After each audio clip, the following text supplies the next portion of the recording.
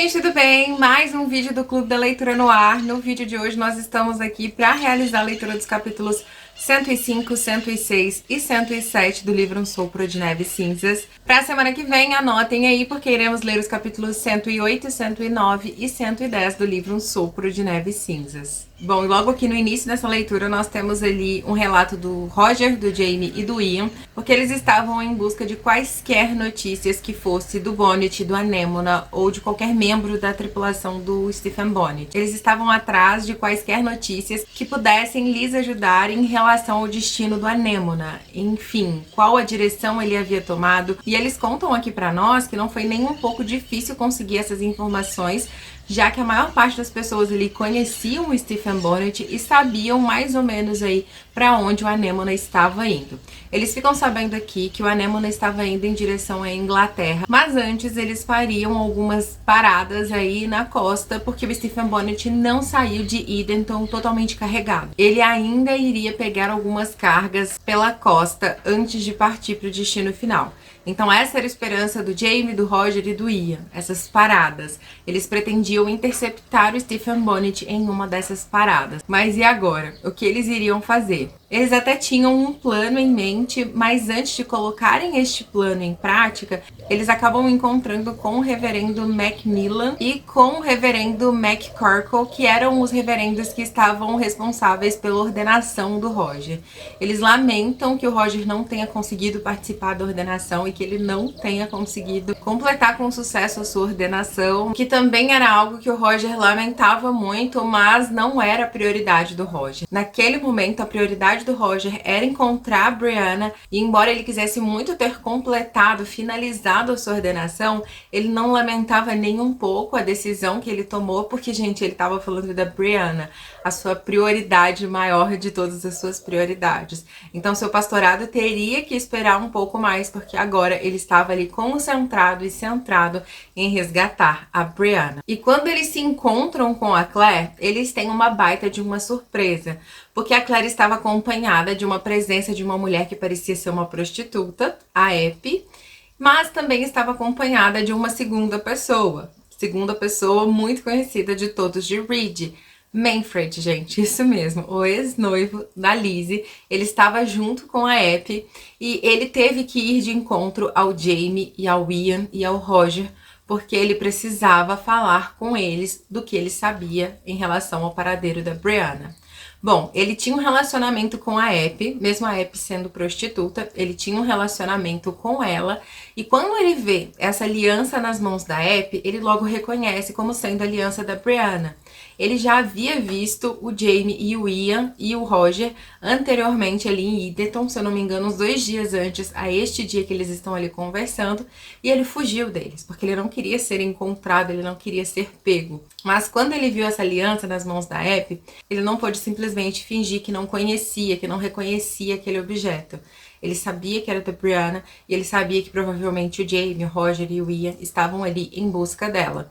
Então é quando ele decide ir até o Jamie para ter essa conversa com ele, falar tudo que eles sabiam em relação ao paradeiro da Brianna. Eles acabam encontrando a Claire em primeiro lugar e ali eles revelam tudo que eles sabem, o que não é muito, tá, gente? Mas já ajuda, assim. Eles acabam revelando tudo que eles sabem sobre o paradeiro do Anémona, do Stephen Bonnet. Bom, a Eppie dá todos os recados que a Brianna havia pedido para que ela repassasse aos seus familiares. Inclusive, né, ela não deixa barato, tá? Ela faz uma menção de que ela disse que vocês ficariam muito felizes, né, quando eu lhes contasse notícias dela. E o Roger já logo fala, não, pode ficar tranquila que você vai ser paga e muito bem paga por estas informações. Bom, as informações que ela repassa para ele são as informações sobre a lua nova, sobre Ocracoke, e ela complementa com o que ela sabe. Ela sabia que o Stephen Bonnet tinha um casarão em Ocracoke, que provavelmente era o seu esconderijo, e ela não sabe exatamente a localização, só sabe que é um casarão antigo e que talvez possa ter a presença de cavalos selvagens por lá. Ela dá esse alerta para eles. Mas, gente, a Claire também tem algo que ela pode fazer pelo Manfred. Por sorte, ela tinha um estoque muito grande de penicilina ali com ela naquele momento. E ela oferta esse tratamento tanto pro Manfred quanto pra Eppie. E o Manfred fica super animado, fica super feliz, inclusive começa a fazer planos para o futuro, porque o Manfred era contaminado com a sífilis, né? Eu não sei se vocês vão se lembrar, mas provavelmente sim.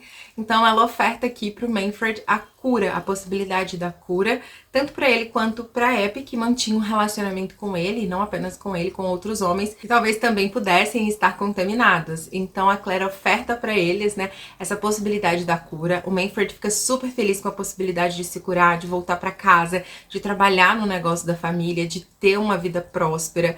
E ele inclusive inclui a Epi nesses planos porque ele pretende se casar com ela. E a Claire até fala que a Uth tem toda aquela visão, né, a Uth, a mãe do Manfred, tem todo aquele posicionamento e tudo mais, mas a Claire tinha certeza que ela não ia ligar nem um pouco pelo fato da Epi ser uma ex-prostituta. Ela ficaria tão feliz com a chegada do filho em casa, ela relevaria qualquer coisa. E bem no finalzinho desse capítulo, nós temos aqui uma breve descrição do pesadelo do Bonnet. Lembra que lá na série, no episódio onde o Bonnet sequestra a Brianna, que ele conversa com ela e conta pra ela de um pesadelo que ele tem com o mar? Aqui no finalzinho desse capítulo, nós temos a mesma descrição que nós vimos lá na série. O Bonnet estava dormindo e acorda assim super assustado e conta deste seu pesadelo pra Brianna. Pesadelo este que ele sabe que não é apenas um pesadelo, mas sim o mar o chamando. Ele sente que esse é o seu destino final e, pelo que a gente pode perceber, esse destino está bem próximo. Neste pesadelo, o Bonnet estava ali paralisado diante da maré que só aumentava. Ele não conseguia se movimentar, não conseguia sair dali, mesmo sabendo que ali seria o seu fim, que ele morreria dessa forma, mas ele não tinha forças, não conseguia se mexer, não conseguia fugir dali. E como ele mesmo disse, ele sabia que era o chamado do mar. Ai, gente, forte, né? E no capítulo seguinte, nós temos a chegada de Claire, Jamie, Ian e Roger em Ocracoke. Eles estavam ali para encontrar a Brianna, para resgatar a Brianna. E, gente, eles estavam assim, sem saber para onde ir, onde era esse casarão, a quem procurar. Eles estavam contando realmente com a sorte e com as informações dos nativos deste local. A Claire ficou na embarcação deles, afinal de contas, alguém precisava ficar na embarcação para garantir que o capitão Roark não fugisse com a embarcação deles. Então a Claire fica nessa embarcação, enquanto Jamie, ele desce até antes, tá? Porque ele realmente estava passando muito mal. Vocês sabem muito bem que Jamie, mar e oceano não combinam na dica de nada. Então o Jamie até desce um pouco antes do local previsto para eles desembarcarem. O Jamie estaria seguindo rumo ao norte para tentar encontrar qualquer sinal da Brianna, enquanto Roger e Ian, eles descem um pouquinho mais à frente e eles também se dividem. Um vai para um lado e o outro vai para o outro, e eles combinam de se encontrar em um certo momento para reunir as informações que eles conseguiram. O Roger fala aqui para nós que ele perguntou para algumas das mulheres que estavam ali nas suas casas, bem na beira da praia, e essas mulheres, quando ouviam o nome de Stephen Bonnet, elas logo se escondiam dentro de casa.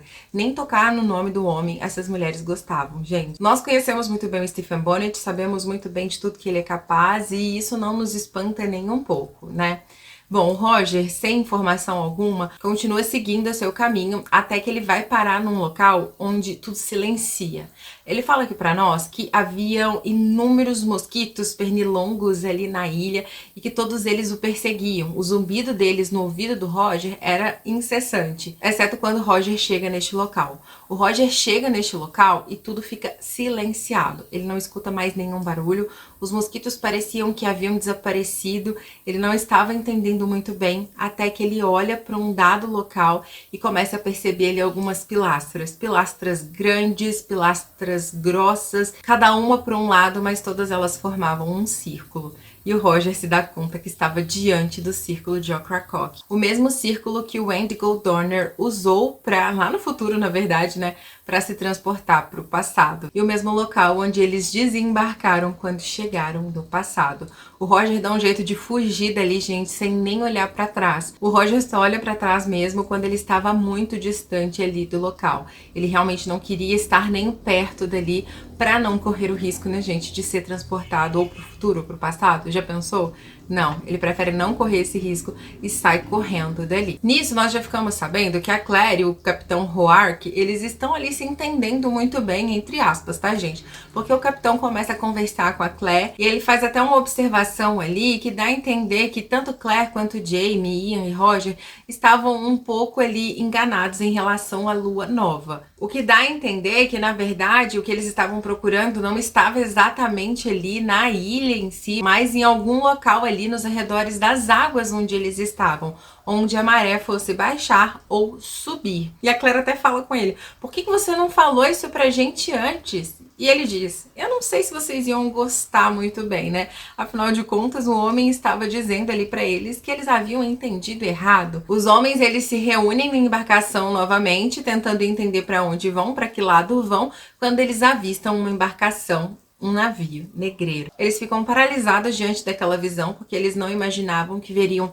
um navio negreiro naquela localidade, mas era o que era, e eles se aproximam desse navio, mas são recebidos assim, gente, da pior forma possível. O capitão do navio não quer falar com ele. O Roger, inclusive, começa até a gritar pelo nome da Brianna, mas, gente, eles são recebidos de uma forma não muito agradável, tá? Eles começam a apontar armas pra eles, o capitão começa a abrir ali as portinhas dos canhões, e eles têm que fugir ali às pressas. Bom, o Jamie pede para que o capitão os coloque em uma posição que fique suficientemente distante do navio para que eles estejam seguros, mas ele ainda assim quer observar esse navio, mesmo que de longe. Porque por mais que os indícios mostrem que esse navio não tem tanto a ver assim com Stephen Bonnet, lá no fundinho, o Jamie tem essa sensação, esse sentimento de que sim, o Bonnet está ligado de uma forma ou de outra com esse navio negreiro.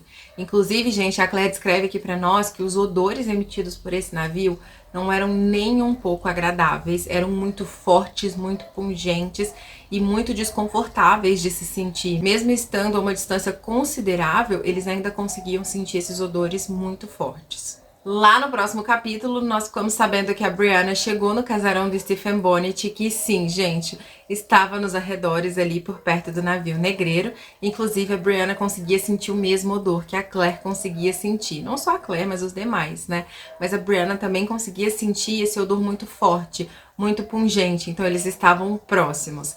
Assim que a Brianna chega ali, ela fica sabendo de várias coisas, principalmente em relação ao seu destino, ao futuro que lhe aguardava e também ao futuro que aguardava pelos escravos que estavam lá no navio juntamente deles.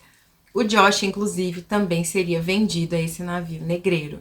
Mas, gente, não era só isso, tá? O Bonnet mantinha negócios não só apenas com esse capitão desse navio negreiro, mas também com outros homens riquíssimos que vinham das Índias para fazer negócios com Stephen Bonnet, fazendeiros mais especificamente. Esses fazendeiros, eles estavam em busca de mulheres bonitas, mulheres belas, mulheres chiques. Então, o Stephen Bonnet ainda iria receber visitas de terceiros com estes outros fins. Bom, chegando neste casarão, a Brianna é colocada em um dos aposentos ali. A Brianna fala pra nós que a casa não era tão luxuosa, mas tinha um escravo que estava ali trabalhando pro Stephen Bonnet, um homem muito grande, muito alto, Emanuel, se eu não me engano, esse era o nome deste homem, que era um homem de muita confiança do Stephen Bonnet, que avalia, inclusive, a Brianna de cima a baixo na sua chegada. A Brianna é colocada em um dos quartos, enquanto o Stephen Bonnet vai resolver ali as suas pendências, e a Brianna se surpreende ao ver que estava em um quarto que não estava trancado. Ela, que estava morrendo de fome, decide ir em direção à cozinha. Chegando lá, gente, pasmem, tá? Porque eu fiquei pasma. A Brianna, ela dá de cara com a Phaedre. Lembra que a Phaedre, aquela escrava pessoal da tia Jocasta, havia desaparecido? Pois então, ela estava ali no casarão do Stephen Bonnet. Ela havia sido sequestrada e encaminhada até ali. E ela vai contar tudinho pra Brianna de como foi que ela foi parar ali, quem a mandou para ali. E, gente, vocês vão ficar pasmos também com essas informações que eu vou passar pra vocês a seguir. Porque eu fiquei assim, ó, de queixo caído, mas aguenta aí só um pouquinho. A Phaedra, ela também estava ali aguardando por essa... Aguardando, né, gente? Porque ela havia tentado fugir, não havia conseguido. Ela estava ali há cerca de mais ou menos um mês ali sob o domínio do Stephen Bonnet, do Emmanuel. Ela havia tentado fugir, mas foi pega pelo Emmanuel, que a castigou severamente. Ele bateu muito nela pelas descrições da Phaedra aqui.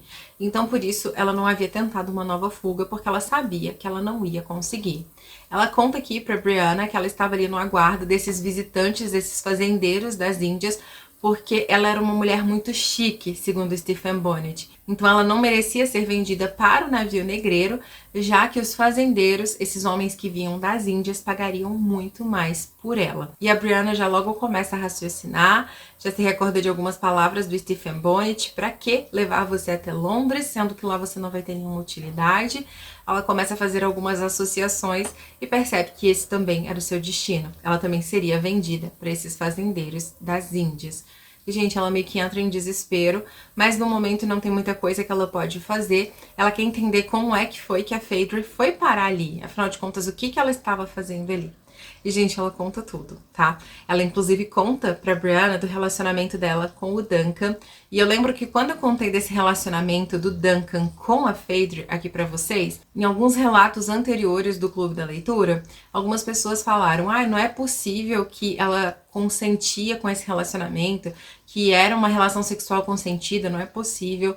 Mas aqui, gente, ela deixa claro pra Brianna que sim, tá? Vocês podem perceber que eu tô dando até uma risada aqui de nervoso. Uma curiosidade sobre mim, gente: quando eu estou muito nervosa ou indignada com alguma coisa, eu dou risada. Eu tenho este tipo de comportamento, o que chega a ser um pouco constrangedor. E quando eu vi que realmente era algo que a Phaedra fazia porque gostava, porque queria, pelo que vocês vão perceber aqui, eu fiquei um pouco assim, como assim, né? Porque o Duncan é muito mais velho que a Phaedra. A Phaedra é uma jovem muito bonita. Estamos falando de um relacionamento aqui entre uma escrava e um senhor, então a gente logo imagina que realmente seja algo forçado, mas pelo que a gente pôde perceber, não era nada forçado. Ela fala, inclusive, pra Brianna que o Duncan era um homem bom, muito bom, e que, inclusive, nunca havia estado com uma mulher. E que eles estavam juntos. Eles estavam mantendo esse relacionamento. E o Ulysses, gente, ele sabia desse relacionamento. E ele pede pra que a Phaedra pare com esse relacionamento com o Duncan. Ele não quer saber desse relacionamento. E a Phaedra, gente, ela vai lá e desafia o Ulysses. Ela, inclusive, fala que todos os escravos tinham medo do Ulysses, né? As pessoas não falavam o que queriam pro Ulysses porque tinham medo dele. Porque, na verdade, o Duncan não era o verdadeiro senhor de Riverrun, mas sim o Ulysses. Ela fala isso aqui pra ela. Mas ela fala que ela não aguentou. Quando o Ulysses veio dando ordens para que ela rompesse com o Duncan, ela não queria romper com o Duncan. E ela fala: olha, se você ficar me ameaçando, se você ficar ameaçando esse relacionamento, eu vou contar pra todo mundo que você se deita com a senhora Jo. Gente, sim, Ulysses e Jocasta são amantes há mais de 20 anos. Mesmo quando o Hector Cameron era vivo, o Ulysses já tinha esse relacionamento com a tia Jocasta.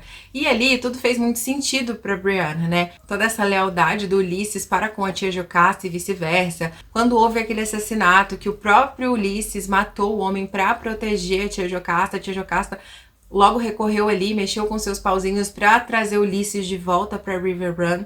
Agora ela conseguia entender todo esse relacionamento deles. E olha só, gente, duas informações para nos deixar de queixo caído, né? Phaedra mantinha esse relacionamento com Duncan Hines porque queria, porque gostava, e sabia que Ulysses e a tia Jocasta eram amantes há mais de 20 anos. Muita coisa para um capítulo só, né, gente? Mas enfim, a Brianna, ela foi tirada ali da cozinha pelo Emmanuel, foi levada até o seu quarto e ele deu ordens para que ela vestisse uma roupa que ele havia levado para que ela vestisse e também pediu para que ela se banhasse, lavasse as suas partes íntimas, para que ela se preparasse. E quando ela chega no andar de baixo, ela dá de cara com Stephen Bonnet, que já estava recebendo um desses fazendeiros. E vocês podem imaginar todo o exibicionismo que ele faz aqui com a Brianna, inclusive mostra até as partes íntimas da Brianna para esse homem, permite que este homem toque nas partes íntimas da Brianna, só para este homem fazer uma oferta alta por ela. Inclusive, ele revela para Brianna mais tarde que vai colocá-la a leilão. porque ele quer conseguir o melhor preço por ela. A Brianna tem cerca de 3 dias para tentar fazer alguma coisa, para tentar se mover, para tentar se movimentar. Ela até fala que se ela estivesse presa em um filme de romance, ela pegaria os lençóis, faria uma corda e fugiria, porque ela já tinha percebido a presença dos cavalos selvagens do lado de fora ali dos seus aposentos. Mas ela não estava em um filme de romance, em uma produção de romance, e no quarto dela nem lençóis tinha. A Brianna começa a pensar ali nas possibilidades, né? Qual objeto que ela tem ali em sua posse que ela pode transformá-lo em uma arma para conseguir fugir dali. E ela só consegue pensar ali nas barbatanas do seu espartilho, porque era tudo que ela tinha. Então ela começa a tentar forjar uma arma para tentar escapar dali. Ela diz que ela não vai se entregar assim tão fácil, ela não vai se entregar dessa forma, ela não vai se deixar levar sem lutar. Por ela, pelo Jamie e também por esse novo bebê. Minha gente, que capítulo, né? Que capítulo final. Aliás, que capítulos, né? Todos eles foram muito bons, mas esse capítulo final foi muito revelador, trouxe algumas respostas para nós.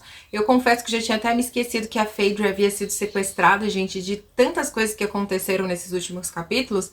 Confesso que tinha me esquecido até da Phaedra. E foi uma baita de uma surpresa todas essas revelações que eles trouxeram aqui pra nós no finalzinho dessa leitura. E se você chegou até aqui, não deixe de comentar a nossa hashtag da semana, tá? A hashtag do vídeo de hoje fica sendo hashtag segredos, já que nós tivemos alguns segredos sendo revelados nessa leitura, né? Me contem aqui se vocês ficaram abismados, se vocês ficaram chocados com essas informações, com essas revelações. Eu fiquei muito, então quero ver o seu comentário, tá bom? O seu comentário me ajuda muito. Quero ver o seu comentário, principalmente com a hashtag segredos. Eu vejo você no próximo vídeo. Um super beijo e até lá. Tchau!